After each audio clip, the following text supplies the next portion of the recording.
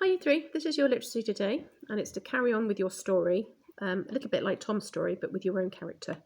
If I scroll down on the next page, this is my story so far about Judy on the mountainside. And she's just fallen down and she's talking here. That was Tuesday's work. Okay, so we're carrying on. This is your next paragraph. We're going to write a piece of descriptive writing, just a paragraph describing the place so your reader can see what you're writing about too. So where it says place, you need to turn it into, you need to write down basically where your place is. My place is a mountain. It's a mountainside. And then I want you to think of the sort of things that you will find. Now, nouns are the names of things. So we've got rock. What else could we see? We might see, I'm going to make it rain. There's going to be the drop. So I'm going to put the ground. So she looks down as she sees the ground. When she looks up, she sees the sky. She might also see Martin, the guy she was talking to the other day. So there's some things she can see. When you've done nouns, go to thoughts and questions. Right, she's hanging there. She's not hurt, but she's scared.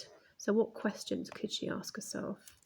Do you know what I'd be? Why on earth am I here? That's what I'll be asking myself. My thoughts. Is she going to make it?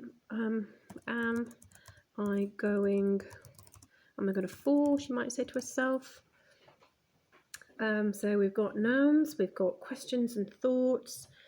Prepositions, right. Prepositions are to do with positions. So let's think. Let's go for all around. That's a nice one. We could go for above. We could go for below. Where else could we go? Behind. In front. We could do next to. That's enough. Personified verbs. Now, verbs are doing words. Do you know, I'm going to come back to that, so I'm going to leap over there. I'm going to go to the five senses. Now, the five senses are things that you can smell, things that you can hear, see and touch. Well, I'm going to say that the rock would be rough and it would be cold. The sky, do you know, I'm going to make it quite bleak, so I'm going to go for the skies being grey. I'm also going to have the rock being damp. What could she smell? Oh, she might smell fear. Right. What was the one at the top again? Let's scroll up. Colour and light. Oh, I put grey there. But what I could do is I could put grey over there. Now I'm going to have colour and light. So grey. It's going to be dull. It's going to be... can I have the rock being kind of metallic? Like silver maybe? And that's probably about it.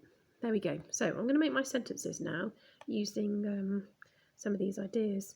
The last one is personified verbs. Now, in a way, you see the word personified. It's got the word person in, and these are verbs that only people can do.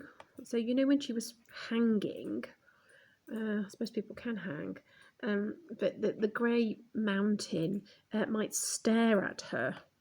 Mountains can't really stare, but if they were personified, they would. The grey mountain stared at her. Maybe the sky frowned.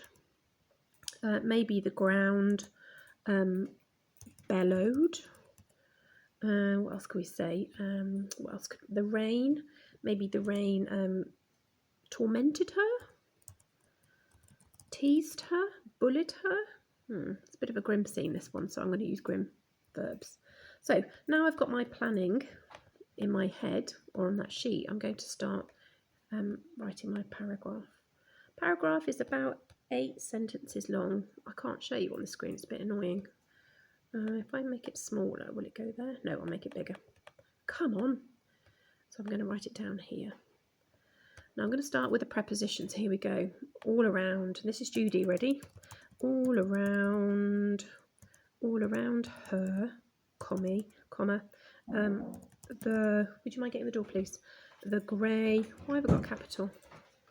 The grey rocks. Oh no, the grey, comma, damp rocks stared at Judy. Quite like that one. I'm going to go for now behind. Behind her, the cold,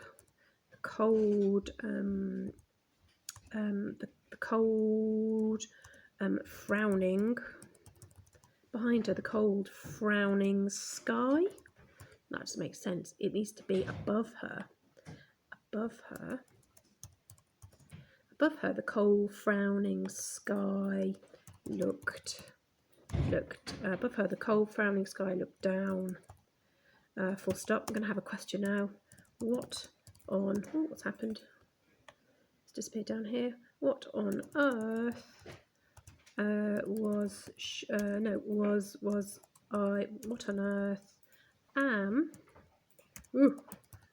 I doing?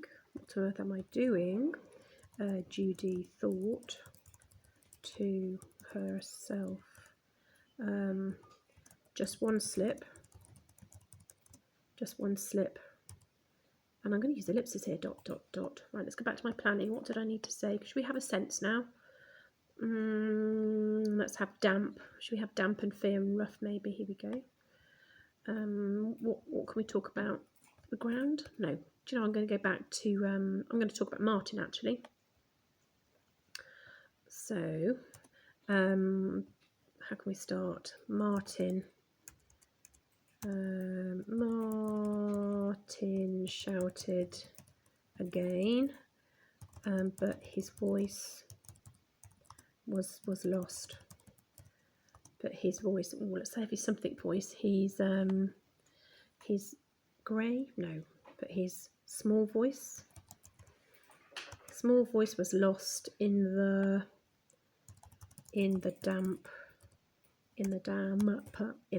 air. Oh, quite like that. And what we're doing is we're setting a scene in our story so the reader can imagine it. Okay, so I'm about halfway through.